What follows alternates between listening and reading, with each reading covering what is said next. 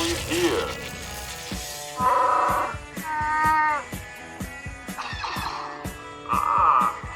You heard my call. You're imbalanced, Swoopy. Huh? What is Swampy looking for stuff? It calls to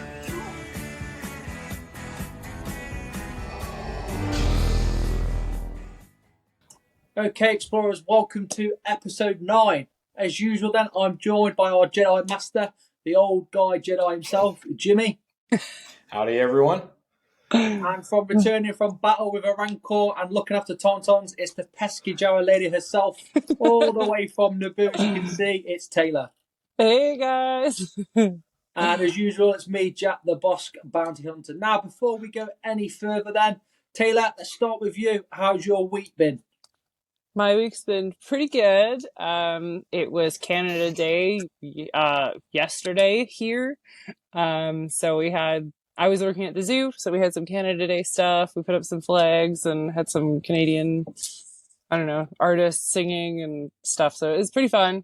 But right now I'm coming to you guys from Vancouver Island. I'm at Cowichan Lake. I'm about one property up from sitting down on the beach right now. And we just got back from sailing, so it's been good. Nice. Yeah. Jimmy, how about you? How are you doing?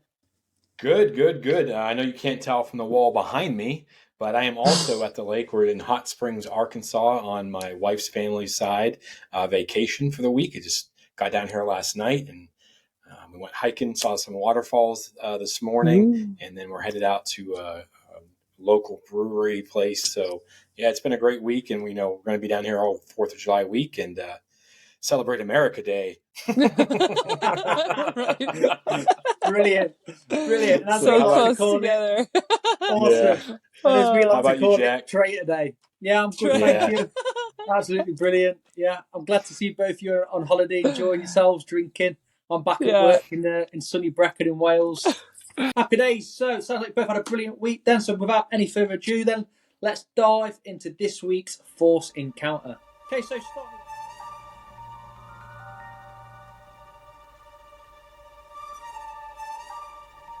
start with you then, Taylor. Tell us about your Force Encounter this week. This week, me and a few of our listeners we were invited by Bucketheads. They make, I hate to say the F word, but fan films. But these are like such great films. You can find them on YouTube, Bucketheads. They've got episode 1 and 2 out. Episode 3 just finished filming it, and they just released a trailer for the episode 3, and it's actually really good if you haven't seen the Bucketheads films. So Explore the Force was invited by Bucketheads to their fundraiser that they had, and it was a trivia night at the Mainland Whiskey Pub in Surrey, BC.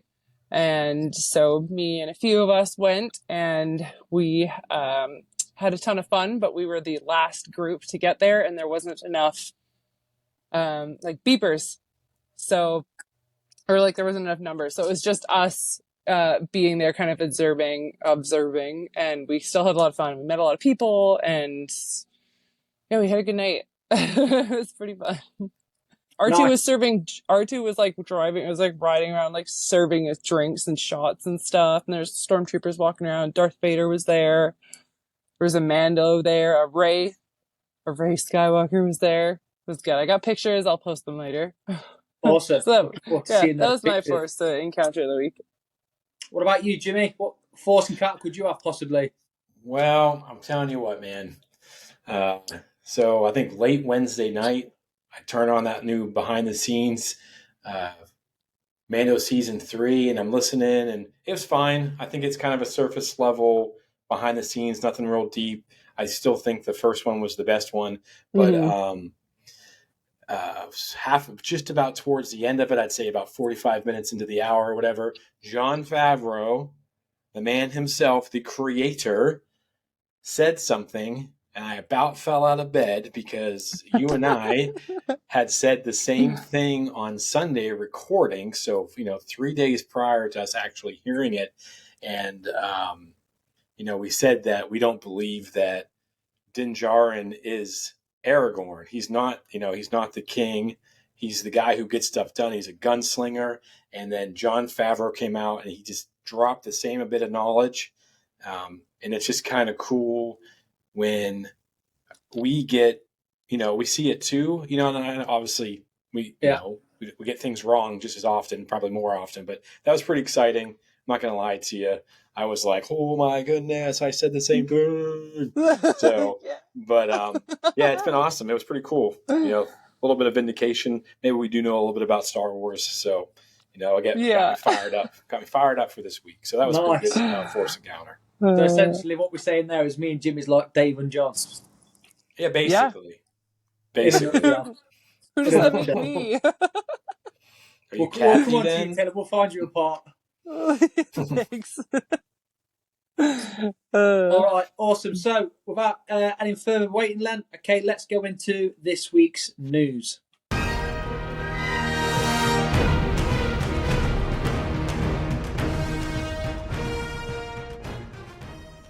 All right. Negotiations between Hollywood Actors Union and the major studios, the Screen Actors Guild, and the Alliance of Motion Picture and Television Producers will continue talking, averting a strike for at least 12 more days, which is good. I'm actually, one of my family members, one of my brother-in-laws, works for Netflix, right? Oh, nice. He does, and anytime there's an automobile in a movie or a TV show, a lot of times he's the guy who's in charge of it. And he says that they have basically finished recording or filming stuff that they can film because of the strike. So he's like doing stuff, other things, but he's like, he goes, we finished up. He's like last week or something like that. So, his part in any movie or TV show is coming out. Netflix is pretty much dried up until the strike is over. So, give it however long it takes to edit a film, and then there's going to be a big dry streak for everything. Yeah, that's why. Honestly, I'm concerned. We bounce. Think about it. Like, we're finally bouncing back from COVID from the theater. Like the theater is one of my favorite places. Is one of my favorite places to be. This summer is the first summer since 2019 it's felt all these blockbusters and stuff. And I think we're going to end up hitting another lull if we're not careful. These people need to get paid what they deserve. And I guess a lot of it's, they're fighting with the AI stuff. And I just really hope that it's both sides can work things out and get that done.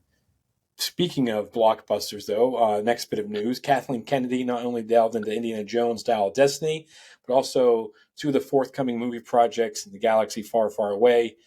She touched a Rey Skywalker movie set to be directed by Sharmeen Obaid-Chinoy. And she says, I quote, I think what's always great about Star Wars is the big galaxy, and we're coming off what was a major war with the First Order. And now Rey has made a promise to Luke, and that's really the core of where we're going and what the story will be. And I think it offers just tremendous opportunity to introduce new characters and start with something fresh, because we culminate with what George was creating, and now we take all of that and move it to the next chapter. What do you guys think about that? And I know that statement, there's a lot of YouTube channels and a lot of podcasters that are clickbaiting the crap out of that. Oh, yeah. That little last phrase, and I think it's kind of silly. What do you guys think about that? I don't know. Like, I think they're going to give us they're going to try and give us what we want to hear right now. There's just so many people that have so much negativity to say about this new movie that's coming out, especially because it's just like the sequel to the sequels. And I know some of our listeners don't really like the sequels, and that's fine. Like, you don't have to like them, but we want to try and stay positive as well. So, like, we haven't been proved that this could be a terrible storyline so far. And it could change as well, or they could be completely throwing us off, and it could be about something totally different than this, because they have done that to us before. So, what do you think about that last part, Jack? I know that there are some big YouTube channels saying that Kathy says George is done with, we're done with George's Star Wars, which is not what she said at all. But no, absolute clickbait. At the end of the day, Kathleen's not stupid by any stretch of the imagination. She knows if she said those words to an effect, there'd be an absolute massive outcry and anarchy going on. There's no way to deviate from George's vision. George is the man. Even now, he's controlling or at least having a big say in what Star Wars stuff's coming out. Dave Filoni goes to him numerous times. He's his apprentice. That's no secret. Yeah. Everything that he makes or goes through, he'll go to George first, and George is seeing all this new stuff coming out. He's the guy that watches it before anybody and has the final say. So, yeah, I completely agree with what you say. A lot of it is clickbait. But yeah, I'm pretty positive, especially with Charmaine. She's a super talented lady as well. So I'm kind of excited. Have you guys seen Indiana Jones 5 yet? The Hollow No, I Destiny? haven't. I'm telling you what, I was on the fence about the movie. After seeing Dial of Destiny, I'm all for Mangold getting a movie. I can't wait. I've only heard good things about it. So. As someone, Indiana Jones has been around for 41 to 42 years. I'm 47, so he's been a massive part of my life. And I think people will get different things out of it, but they nailed it, I think. It was not a perfect movie, but I think they nailed it.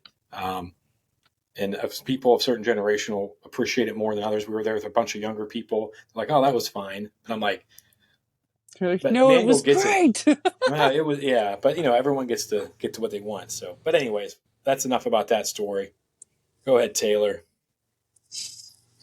Hasbro Pulse has posted a tease on their social media channels relating to a new Star Wars ship that could also mention a campaign start date, possibly referring to the upcoming HasLab reveal, which we know is coming soon. Could it be SDCC in just 3 weeks' time? I hope it's the Ghost, and I do hope it's at San Diego Comic-Con, because I will definitely be down to get a HasLab as a Ghost. It is going to be the Ghost, because obviously Harris still going to have it. We've seen it in all the different movies. Everyone's going to lose their minds. But yeah, very cool. But what else could it be? No clue. Yeah, I don't know. Paul, in other news as well, that's been confirmed that the Tales of the Jedi is going to be released in 2024. Any predictions for that then, guys? Oh my gosh, I'm so excited for that. We asked a few people what they thought about this coming out. I don't know, I think our different socials, and people had all these different ideas. I want to hear Luke when he's younger, or young Anakin's training. I think I saw that one. But I don't know, because think of it for the first Tales of the Jedi, it was kind of tales about two lost Jedi, right? It wasn't actually about two strong, stuck with it Jedi, right? So maybe it'll kind of be the same. I don't know. Well, they've got a ton of people to choose from, so yeah, I'm excited. I don't know how you choose. You're going off about all the different ones. Yeah. I lost track. So. Of course, and also don't forget then this weekend is the London Film Comic Con. Okay, I'll be attending and chilling in the Star Wars Zone all day Saturday. Okay, so if you do see me, come and say hello. Tell me you're an explorer. Okay, You may or may not get a little gift. Who knows? So this week on our Rebel Rundown, we're going to be discussing Maul and the Inquisitors. And we asked you guys some questions on what you thought about them and who your favorite Inquisitors were. So without further ado, let's head on over to you guys' comments. All right, up first, we have Jacob L. Definitely Trilla from Fallen Order. Genuinely think her story arc was done really well, particularly compared to Kenobi. All right. Yeah, she was awesome. It was really solid part of that whole storyline. Matthew C. Seventh Sister is my all-time favorite. Was really twisted. Had a cute little droid pet and is voiced by Buffy, Sarah Michelle Gellar. Sorry. What more could you want? Well, we have Zane Cross also said Sarah Michelle Gellar, obviously, because she also kills vampires. So that's another one for the Seventh Sister. And then we also have Luke Summerfield said the nameless helicopter dude from Rebels. Eighth brother? Question mark. Isn't he the one with 3 fingers that people were thinking are going to show up in Ahsoka? Yeah, there are some. Not the right amount of fingers, okay? We looked. And then we also have Jake Crafton, said the Grand Inquisitor, even though I was obviously so I was thoroughly confused with his timeline, which yes, it is confusing because we see him in Kenobi, we also see like his death and stuff. And then he also sent us one of his favorite memes of all time, which we still have up on our Facebook page, which you guys can check out. Awesome. And we did a poll on everyone's favourite Inquisitor for those that voted on a poll. In third place then was the second sister, followed by the Grand Inquisitor. And then with an outstanding 50% of the poll, it was the third sister, Reva. Yeah, I'm surprised by that, but that's pretty cool. I'm glad people enjoyed her character. So, yeah, she was so cool. Fun story about the Grand Inquisitor. So we were at Celebration in Anaheim. They released those 2 episodes of Kenobi. I think it was Thursday night. Friday, I met with Rupert Friend, who is the actor who portrayed. Yeah. And I walked up to him with my Funko Pop from the sign, and he freaks out. He's like, "That's me!" And he was like, "Dude, it was awesome." And the sign wasn't super massive big. I don't think people realized who he was yet. And so we were sitting there chatting for a few minutes, and I'm like, "Dude, they killed you." And he goes, "Just keep watching, my man. Just keep watching." And I was like, "Yeah." So I had a little bit of inside news. So that's pretty fun. Awesome. Yeah, that is awesome. Excellent. So that's all the comments for this week. Again, thank you so much. Really, really appreciate all the comments. It does mean a lot to us. It does give us something to go off as well with you guys, get you all involved, because like we always say to you, this is your podcast as well as ours. What we're going to go into now, okay, is the main topic for this week then with Maul and the Inquisitors. And we're going to start off with possibly my favourite character ever, okay, Darth Maul. So, starting us off then. Rebel Rundown. You rebel scum. Rebel Rundown. I rebel. Starting us off then, Maul. My opinion on Maul, and we'll try and keep it just to Rebels. All right. However, as you all know, and my views on Maul as it is, again, he has a massive impact as it is on Rebels. I love the fact that we're seeing Maul now in Rebels, kind of a desperate character. He's been run down now. Everything he's gone through, from losing his brother to pretty much all of his family as well as his lower half, and also a couple of his clan.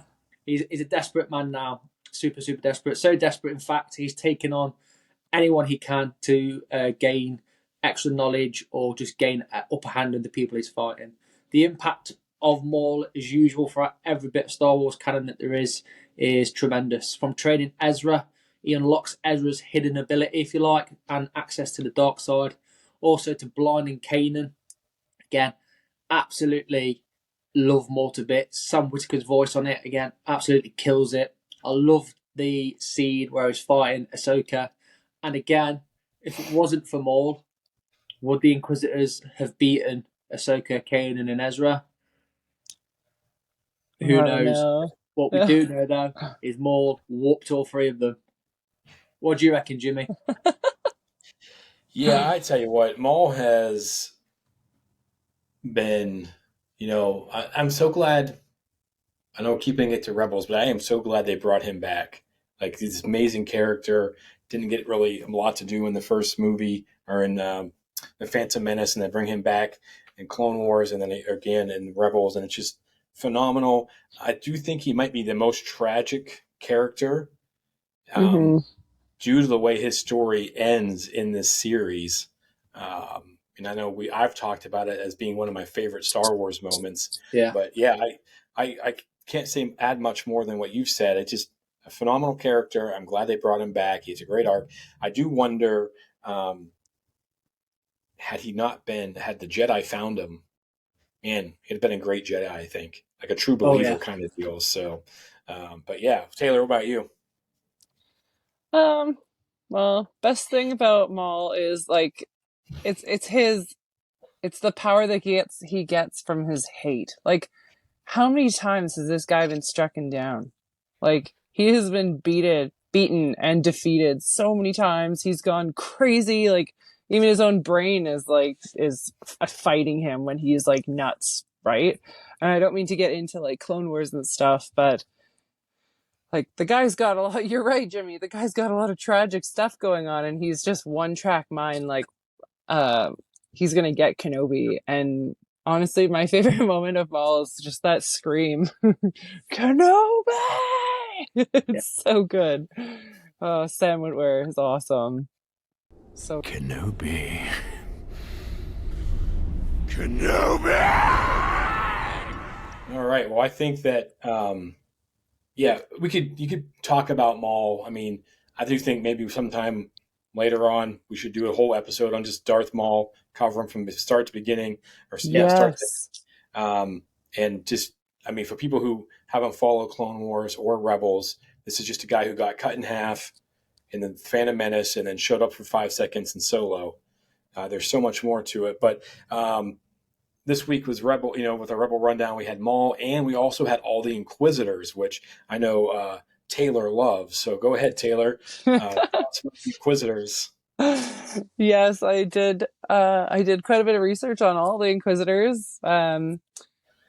I wrote down notes on all of them, but honestly, like I was trying to think of which one is my favorite, and it's not like, oh, this guy looks the most badass or anything like that. But honestly, the character that we get to know, that I don't know, like we were talking about, like, oh, we can't believe it's Riva that is like most people like. But honestly, that's the one Inquisitor that I feel like I'm like the most, that I understand her the most, right? Like you see like her in the temple during Order 66, like you see all of her, I guess, initiate siblings get like murdered, and she like has this whole plan to get close to Vader and get him to like her so that she can take him down. Like there's just this huge story with her, and she wears all of her emotions on her sleeve, and in the end Kenobi saves her. So, and she's starting a new life. So I really like that. I like that her whole storyline, even though you can't find her in any of the comics or anything yet. So, but I like Riva a lot. Yeah, I think these characters are faded. I know we've got a little bit of stuff in Fallen Order about how they create the Yeah. Inquisitors. You know, it's kind of the story, like these Jedi hunters, you know, like a special police force. Darth Vader controls, and they go out and they just, going after all these Jedi. And if you've seen Kenobi, you've seen that haul of them all that they've captured. And So creepy to watch it, but yeah, yeah, it you're really like, is. oh my But god. yeah, these are some ill-fated characters. I would love to see some more behind the scenes. Maybe this Red Blade story will tell us a little bit more about the training and the torture that turns Oh, these I hope basically so. fallen Jedi into Jedi hunters. Because that's got to be we saw a little bit with the Inquisitor in Rebels Yeah. about his story, about being from a temple guard and switching over. So I think that, this idea of a character and this idea of a Jedi hunter is just phenomenal. Yeah. Yeah. Totally Maybe they're agree. like, yeah, maybe they're brainwashing them too, like with what was it? What did they use in Andor on her? Oh, those screams. Yeah. Ooh, yeah, like it's got to be like something mental too, to like completely change their like I don't know, not religion, but like these kids, a lot of these kids were Jedi first, right? Yeah, So like for what sure. did they do to them to make them so hateful and all this stuff? Like the ninth sister gets like 3 of her limbs chopped off, and I'm pretty sure we are the ones that do it in Fallen Order. And she just keeps coming back. Yeah. So like Like Jimmy what? said, Ugh. he's right what he said, where these Jedi are all fallen Jedi. So starting off with the first brother, he was actually the son of Count Dooku, and he was actually the first to swear fealty to the Emperor.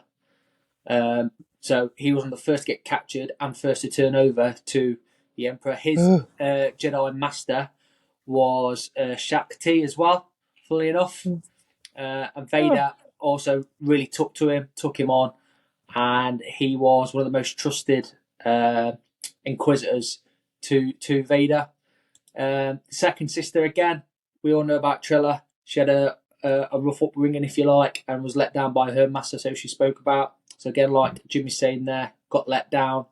And as we know, even from the Tales of the Jedi stuff and Star Wars Visions, the Sith will jump onto anything they can to recruit.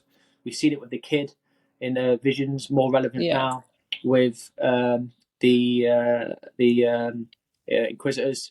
Reaver, again, no change. Absolutely Jedi youngling, quite reckless. Again, wanted to turn for her own reasons to gain power. That's pretty much her, if you like, outing. The 5th, 6th, and 8th brother we saw in Rebels, they all get chopped down by Maul. Again, Maul was trying to use Ezra to chop down, I think it was the 5th brother or the 7th, but again, watching Helicopter Dude, as Luke Summerfield calls him, spin off, because that got so annoying on that episode because to get flying off. I was like, will someone just shoot them? Yeah, Again, right. Just my throw boy Maul something. sorted that out. Interestingly, then, like Taylor mentioned, you got the Ninth Sister, Masana Tide. Again, felt like she got let down. You kill her on Kashyyyk to begin with, but actually she comes back at the start of Jedi Survivor. I heard that one, so don't worry about it. I've heard that. Possibly the most interesting one. One I learned about when I researched all these was Prosit Dibs, who's the 10th brother. Now, I'm not sure what happened with him fully. I know that he and Vader went to go and essentially kill a Jedi called Ferren Barr, and Ferren Barr turned the Purge troopers onto him and essentially was gunned down. It's not exactly clear on why he turned. I know he was excommunicated or sent to rehab by the request of Mace Windu because he had a run-in with Windu where he tried to get him killed during the Clone Wars. Yeah, tenth brother has like a similar story to Barriss Offee kind of thing. What do you think's been the best moment for the Inquisitors, Jimmy? Oh, it's hard to say best moment because if they have a good moment, they're killing our friends, killing Jedi. Or hanging Jedi in the streets. I think the visions that a lot of it's after they're saved because like Trilla's story, but at Grand Inquisitor in Rebels, Kanan kind of talks to him. It's Force Ghost, it's a little bit of stuff, and he kind of teaches Kanan a little bit. I think that's pretty cool. But as far as like them hunting down and things like that, there's some really good stuff in the comics. Yeah, and I'm hoping that the Rise of the Red Blade has some good moments. But Taylor, what do you think? Like, I know you're like a Inquisitor master. So what do you think like their best moment is? I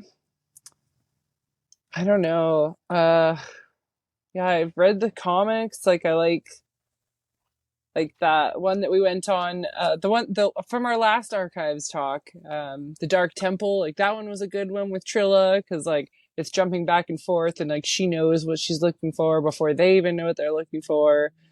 But like.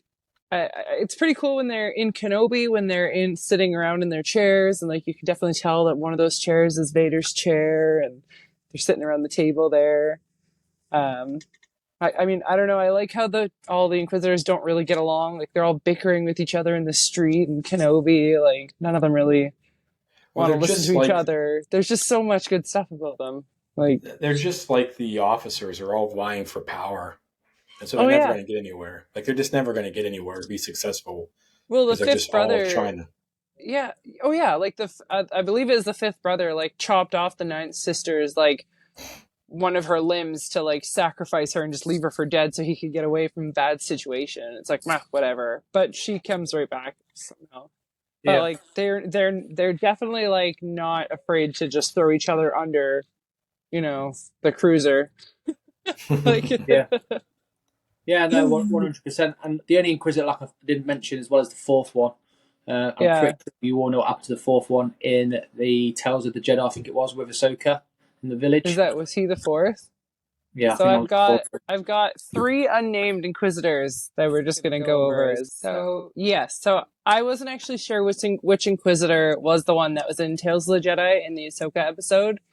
That is season 1, episode 6. If you guys are wondering which episode that is, Ahsoka takes them out pretty quickly. And then it also like retcons the Ahsoka book because she's supposed to get her white sabers from the 5th brother, from his double lightsaber. Like she like purifies them or whatever. So anyways, we'll still figure out what's going on with that because she still has her white saber. She still had to get them somehow. So they couldn't have completely retconned it. But there was the unnamed one, from Ahsoka from the Ahsoka Tales of the Jedi. And then there's Tualon. He's a male Inquisitor, Twilight Inquisitor. He is going to be in the Rise of the Red Blade book, I believe. But the main person on the cover of the Red Blade is, forgive me if I say this wrong, Iskat Avaris. She's that red-skinned humanoid alien that you see on the cover. So her and Tualon fall romantically in love with each other while they're Inquisitors for Vader. And Vader sees this and just just kills them both.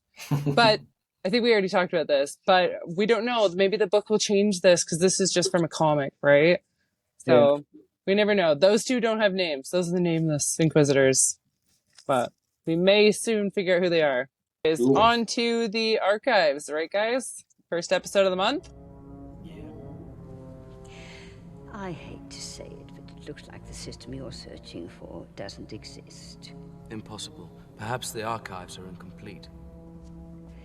If an item does not appear in our records, it does not exist. First episode of the month. Yep. What are we reading? What have we read? All right. Cool. Starts off then, Taylor. What have you been reading? I have been hooked into this Phase 2 High Republic right now. I finally got into finishing Catalyst, or is it Cataclysm? Cataclysm. Yeah. Cataclysm. Yeah. Because the other one was Convergence. So many C's. Anyways, the one with Axel Greylock on the front. So I read that one. So good. And I was just like, I can't get enough. So I went right on to Path of Vengeance. And I mean, as you can see on the cover, Marta Rose on the front. So she's obviously in it. It's following the same storyline that all the Phase 2 books are kind of going on. And it almost like, I'm going to make this spoiler free. It almost like jumps back to Battle of Jeddah and Battle of Dalna. And it's a different point of view, different parts of the battle, like in the tunnels rather than out on the ground or up in the air. And it's just the same battle that they've been having in these last 2 books. And it's just, so good. So good. I loved it. And it brings back old characters that we didn't hear from since like earlier in Phase 2. There's a lot of sadness, but there's some good moments. There's some happy good moments too. So it's not like complete Order 66 destroying everyone that we love and care about. But I listened to it actually on audiobook because it's easier when I'm driving to and from work. Or if I'm just like super in gardening or something, then I can just listen to it and zone out. And it's so good. And every time I had a minute, I was turning it on, listening to it for like 40 seconds. Like, yes, okay, so good. So that's what I've been, that's my archives this month, is the end of Phase 2, The High Republic. So good. Nice. What about you guys? Yeah. Yeah, so I've just finished Convergence. It's been by far the best book I've read, probably out of all the High Republic stuff for me. I've really been able to understand what's going on because there isn't that many characters like there was in like the Jedi. Really, really good book. Lots of ups and downs, lots of stuff going on in terms of battles as well. I like the bit where you're going all around the world, exploring. Lots of now you didn't see that coming moments as well, which is good. I got introduced to Axel Greylock, okay, fantastic character as well. Oh, I love him. Oh my gosh, I love him so much. Big fan. Big fan of him. Is it Gala? Gela. Yeah, big fan of her as well. I like the fighting bit as well. Again, I like a good book where I'm imaging lots of stuff going on. And that book for me was really doing that. I started to read The Monster of Temple Peak, got that with me. That's all finished and good. Yorick, pretty much a bounty hunter Jedi. It's got a bit about her backstory and where she's going. I think she's amazing. She's, again, one of my favourite Jedi. I absolutely love her lightsaber as well. I love the purple. But her arc in The Monster of Temple Peak is absolutely spot on. Kevin Scott and Rachel Stott have got that book absolutely nailed down. And a little bit of exciting news for you two. I've just started listening to Battle of Jeddah. Ooh. And I'm at the point yes. now, this is a question for you two now. Test your knowledge a little bit. I'm at the point now where some little girl has just opened a cage to an animal. I can't remember what type of animal it was. Oh, I was just So actually if the listening listeners are to listening, put in the comments what the animal was for me and let me know. But up until this point now, again, it's been absolutely fantastic. It did start off with lots of names being chucked out, and I was like, oh, here we go, who's who? But I've managed just to stick with Master Creighton's son. Oh, Easy I love enough. Creighton. I'm happy. Marsha Rose in there. I'm happy. I know who's who and where we're going with this. Yeah, and the annoying droid. P3, is it? Oh, yeah. Oh, I can see why P3? that droid's annoying. I can see why that droid's annoying. What about you, Jimmy? I know you've been like a walking library. Oh, yeah. I mean, I tell you what, since summer started, I think I finished Convergence.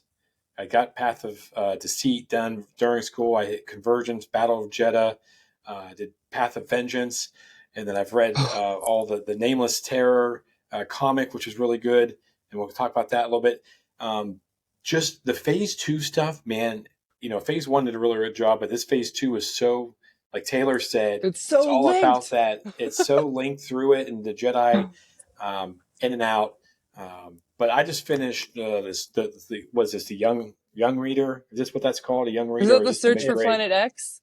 Yeah, this is Quest for Planet X. There was Quest for Planet X. The Search for the Hidden City or whatever. As well, there were two phases. I'm sorry, two waves in this phase, and then each one of them had a young reader. And I like this one a lot. They brought back the same Jedi from the first one, and some of the same characters. So it was kind of a continuation. And Rupert. Well, yeah, Rupert's the main character in this one, and she's away from her master because when you're reading Path of Vengeance and Cataclysm, Solandra is off on her own doing her thing. Solandra said that she was back relaxing. She's like, my Padawan's back relaxing. Yeah, she gets called away, but this is pretty good. I don't know.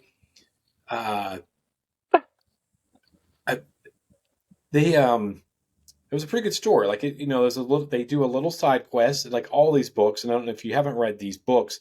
There's always a character that's kind of hiding in the seams of the stories, and they kind of come around and have them do a little adventure on the side. That is, you don't have to read it to, to push the story forward, but it has a good, story beat to it. And there was a page I just read. I literally finished it this morning, and I just thought, Rupert, is it Rupert or Roper? Rupert, probably. Rupert. I say Rupert. I like that name, Rupert. Yeah. It's a cool name. And she says, "You have to let it hurt," Rupert murmured. "Let that hurt move through you, flow around you, and onward until you aren't carrying it anymore. And so you find peace, trusting that you can always find them again through the Force." And I was just like, oh, wow. Because I'll be honest with you, I struggled with this book a little bit at the beginning. I think there's some heavy topics in this book for a little kid reader, but that little phrase there towards the end really was like, oh man, that brings it home, and it has a happy ending. It's a pretty good book. It was a nice little way to finish the High Republic for me. That's the last little piece, or phase 2, but it was pretty good. It's not a necessary read, but it was kind of fun because in phase 1 they're all different characters that the young reader books are, and this one brings back the same boy and the same Jedi Padawan, and it was pretty fun. And the same planets and stuff too, and like if you keep an ear out for ship names in these books, because the ships stick around, they get passed around a bit too. They talk a lot about. I don't know if I should have read. I think I may have read it out of order. Maybe I should have read Quest for Planet X before I finished Path of Vengeance. Well, I'm doing it that way too. That's the only book I haven't read is the Quest for Planet X. Yeah, so I think it would have been a little bit smarter to read that before Path of Vengeance. Again, I don't think it really matters, but there's some stuff that happens at the end of Path of Vengeance, and it's like the main idea of that story that they're kind of trying to do at the same time. But no, it was good. It was fine. Not my favorite. Again, nothing will beat Lydia King's. I don't know why I love that book so much, but and then of course all the comics. We finished those. There was a one-off comic for this phase 2 where they get I think Rod of Daybreak or one of the rods. They get that, and they kind of hide it. Obviously, we know that doesn't work out very well. And then yeah, that's the one I was asking you about, right? Yeah, and then there's a 4-part the Nameless Terror, and it gives you an insight and a views of the Leveler and those creatures and what it can do. Some cool heroes, ties in some Jedi and Path of the Open Hand, and so I just think overall, man, I know it's not we're going to do a phase 2 review with Starboard Files at the end of this month. Yes, I'm so excited. Yeah, it was really good. I'm glad I read it all, and I'm excited for phase 3 to get started. Nice. I exactly know what you're on about with Rupert as well, because he's mentioned the Battle of Jeddah. Because they ask him where he is, he said he's aware. I can't remember what planet or she. Can't remember what planet they're on, but they say that she's away meditating. So I know exactly what you're on about. Yeah, she's like, we just got back from a big adventure. She's just taking it easy, but evidently she's not. Yeah. No, she was supposed to, and then she kind of gets pulled into some stuff with the Graff family. Oh, Rupert. Yeah, and then I know the Graff family character as well. I know who they are. Yeah, so and it pulls in because it's Rupert, it's Das, it's one of the Graff members, and it's a Path of the Open Hand part of it too. So it really kind of pulls a lot of the characters and brings all these people in a fun way. And, and it has a satisfying ending, so it's pretty fun. Yeah, it's like and then they all come together, and it's like everything you've read before is like making sense, and you're like, it's like, oh my god, I love this character, and like. I'm like trying to tell my husband about it. I'm like, this book when I had this guy and this guy. He's like, I don't know. I'm like, okay, just have to talk that's about why it. That's why we're here, Taylor. Yeah. I get like major Kenobi vibes off Creighton's son. Like he's so cool. He's just like, I love Creighton and Ada. I love them both. That's so funny you mention that, because when I was listening to the Battle of Jeddah today, he literally sounds like a British version. Well, British version because he's British. He does sound like he sounds like Obi-Wan. I started to think, God, he sounds so much like Obi-Wan, but a bit more like Briscoe. He does. Like, it'd be cool if it was like his great relative or something. Like they both have blue sabers. Creighton has the well, he's an alien. He has the blue version of Kylo Ren's saber. So that's how you can tell him apart too. Really, really good character though, for sure. Have you been reading anything else, Jimmy? I finished this Quest for Planet X and I had all those comics. I think that I will finally going to this week while we're on vacation. I'm diving into The Shadow of the Sith. Not trying to read that book, and I just have not been able to get into it. But I think I've been distracted. It's very hard. Distracted by the High Republic. The High Republic is over for me until Phase 3 starts, so I'm going for it in the small window I have. I read that one, and it's very slow, and there's lots of names, and there's lots of big words. There was a lot of times I had to flip back like 3 pages and be like, what the heck am I reading? Like, I don't know why that was a tough one for me. And then I asked people, like, that's a tough read, right? And they're like, no. I'm like, okay, I'm just dumb. But in the end, it's so good. And then as soon as you finish that book, you just want to watch well, that's what The Rise of Skywalker and all those again. Yeah, I'm really hoping that a lot of the reviews, I know what Starboard File says about it, and Taylor, I know we've talked a little bit about it, but that, it actually one of those books that helps the canon. So I'm excited to get into it. It so does. So, How about Jack? Are you reading anything? No, so I'm just trying to finish off this Battle of Jeddah, but like you say there, I know exactly who you're talking about in terms of the Kraft family. Roper, was it? Roper. But yeah, I feel like I'm actually part of the book family. But I think once I get all these done, I might just plough back through the first phase again. Ready for... That's what I'm going to do, because I haven't done it yet, but I have all phase 1. As you guys know, I haven't read any of phase 1 yet, because I totally missed the boat on it, and I was getting into all of the Princess Leia books and the Padme books at that point. But now that I've done phase 2, now I can skip forward 150 years and just continue on the story. So, I'm telling you what, phase 1 came out fast and furious, man. They would drop in stuff. And I thought it was much too fast. Yeah. I had a really hard time keeping up. I'm a fast reader. I make time for it, but man, I was struggling. So Taylor, you have a lot of good reading ahead of you. It's exciting. I will say, kind of like what Jack said, though, and you jump into the Light of the Jedi, you're going to need to make a cheat sheet, because there are so many new characters. And I think that and mostly just focusing on the Jedi, Oh gosh. every chapter is like a new character, and it is difficult. I'm not gonna lie to you. I was actually talking with someone online about this, but it is worth the payoff. Is worth it by the time Yeah. you get to Well, Starlight Beacon and all that stuff. So yeah, well, I have the stories of the Starlight Beacon. Like the hardcover has like 5 different stories inside.